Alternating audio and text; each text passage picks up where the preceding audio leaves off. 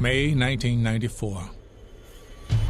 4 years after his release from prison, Nelson Mandela stands before his nation as South Africa's first democratically elected president. But beneath the hope surrounding his rise, the remnants of decades of apartheid are dangerously smoldering. His country, still divided, is on the brink of implosion. In 20 months of increased South African racial violence, more than 750 people have been killed. There were an awful lot of right-wingers who were threatening war, who were organizing for war. Former soldiers, armed to the teeth, they were fighting to preserve white rule. It was the worst possible tension you can get between black and white people.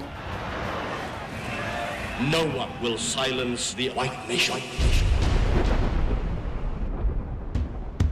As the violence intensified, Mandela rallied international support to bring the 1995 Rugby World Cup to South Africa, determined to use the world stage to unite his nation.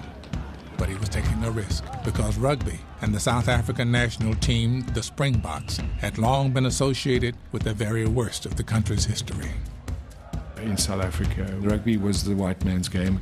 I hated rugby, I hated those ones who were playing rugby, and I hated the Springboks even more.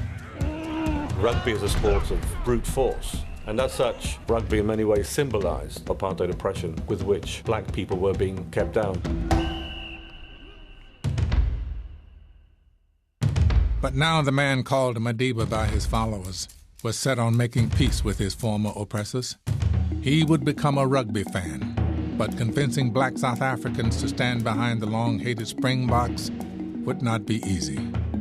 You see this cup that I'm wearing? I ask you all to stand up behind them because they are our pride. Here is the man wanting us to reconcile with these brutish people who have humiliated us for ages in our own country. I wasn't going to be persuaded even by the great Madiba to support the Springboks. As the World Cup approached, Mandela repeated his message of one team, one country in townships and villages across South Africa.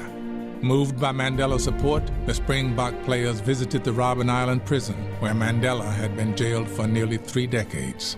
You go to the cell and you realize he sat here for how many years? And I remember James Small standing in the corner and there were tears running down his cheeks.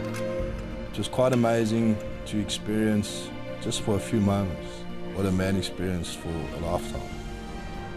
You didn't really understand how big this whole thing was until we saw that.